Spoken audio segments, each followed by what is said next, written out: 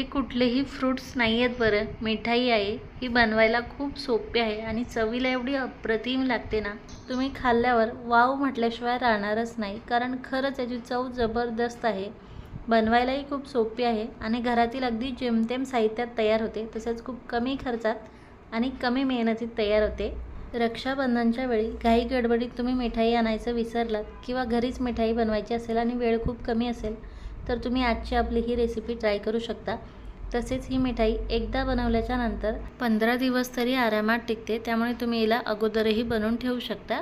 नमस्कार, मी Amruta, connect cooking with अमृतामध्ये तुम्हा सर्वांचं खूप खूप स्वागत। आता लवकरच रक्षाबंधन येत आहे, सगळ्यांना रक्षाबंधनाच्या खूप खूप शुभेच्छा। रक्षाबंधन म्हटलं तर मिठाई तर झालीच पाहिजे, पण ती झटपट तयार होणारी असावी आणि बनवायलाही सोपी असावी, तसेच चवीलाही अप्रतिम असावी। मला ही झटपट तयार होणारी टेस्टी मिठाई बनवायची असेल तर तुम्ही आजची आपली ही रेसिपी ट्राय करू शकता।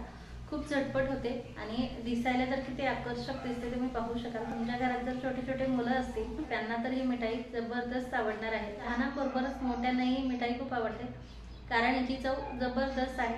त्यामुळे रक्षाबंधनच्या वेळी तुम्ही ही झटपट तयार होणारी मिठाई बनवू शकता, तुम्हालाही खूप आवडेल आणि तुमच्या भावालाही खूप आवडेल। लगेच आपण रेसिपी पाहूया। त्या अगोदर एक छोटीशी विनंती आहे, रेसिपी पूर्ण बघा आणि तुम्हाला जर माझी ही रेसिपी आवडली तर प्लीज व्हिडिओला लाईक आणि शेअर करा।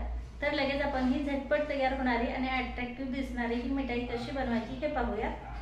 ही मिठाई आपण ओल्या नारळापासून बनवणार आहोत, त्यामुळे ओलं नारळ घ्यायचं आहे। छान मोठं नारळ घेतलेलं आहे मी। नारळ आपल्याला फोडून घ्यायचं आहे, त्यानंतर त्याचं वरचं जे कवच असतं ना, ते कवच काढून घ्यायचं आहे आणि त्याच्यानंतर नारळाच्या वरची जी काळपट कलरची साल असते ना, ही वाली, ही आपल्याला काढून घ्यायची आहे चाकूने किंवा पिलरच्या मदतीने। आणि त्यानंतर नारळाचे आपल्याला छोटे छोटे तुकडे करून घ्यायचे आहे अशा प्रकारे। आता या नारळाचा आपल्याला किस बनवायचा आहे, चव बनवायचा आहे, त्यासाठी आता मी थोडे थोडे करून मिक्सरच्या भांड्यात हे तुकडे घालून घेते आणि याला छान बारीक करून घेते। नारळाचा किस आपल्याला छान बारीक करून घ्यायचा आहे, एकदम डेसिकेटेड कोकोनट सारखा। आणि त्यानंतर हा लगेच मोजून घ्यायचा आहे। मोजून घेताना हा आपल्याला छान दाबून दाबून भरून घ्यायचा आहे आणि कुठल्याही एखाद्या वाटीने किंवा कपाने मोजून घ्यायचा आहे। आता हा 1.5 कप नारळाचा किस आहे, छान दाबून मोजून घेतलेला आहे मी, कारण या चवनुसारच आपलं बाकीचं साहित्य ठरणार आहे। त्यामुळे तुम्ही कितीही नारळ घ्या, परंतु हा चव असा मोजून घ्या। आता लगेच ही कढई गॅसवरती ठेवून गॅस चालू केलेला आहे मी। आता हा चव आपल्याला 1 ते 1.5 मिनिट फक्त परतवून घ्यायचा आहे, जास्त याला परतवायची गरज नाही।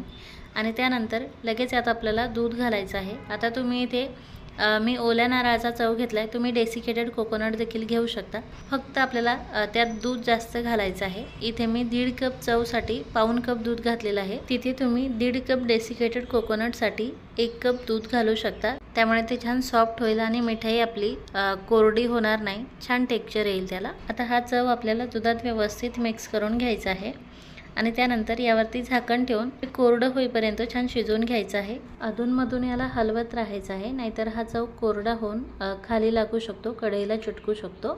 आता हे मिश्रण तुम्ही पाहू शकाल एकदम कोरडे झाले आणि कढईला चिटकायला सुरुवात झाली। तर ह्या स्टेजला आपल्याला यात 1.25 कप साखर घालायची आहे। साखर देखील व्यवस्थित मिक्स करून घ्यायची आहे। आता साखर यात व्यवस्थित मिक्स झाली की परत हे थोडंसं आता मिश्रण ओलसर होईल, त्यामुळे परत हे आपल्याला थोडंसं कोरडं होईपर्यंत शिजवून घ्यायचं आहे।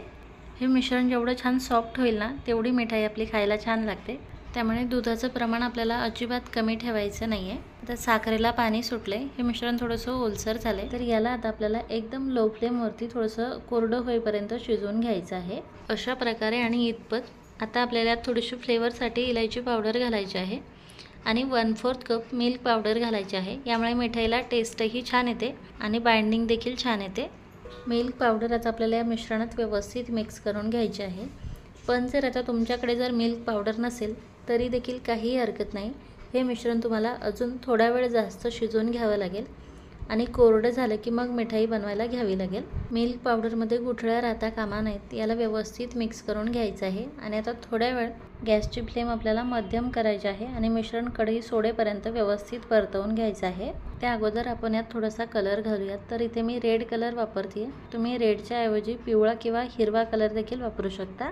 तसेच यात साजूक तूप घालायचं आहे 1 चमचा आणि आता हे व्यवस्थित मिक्स करून घ्यायचं आहे आणि कढई सोडेपर्यंत परतवून घ्यायचं आहे। आता ही मिठाई तुम्ही एकदम साधी सोपी देखील बनवू शकता विदाऊट कलर आपला व्यवस्थित मिक्स झालाय आणि छान रेड कलर आलेला आहे। आता मिश्रणाने छान कढई सोडायला सुरुवात केलेली आहे। आता आपण मिश्रण झालंय की नाही चेक करूयात।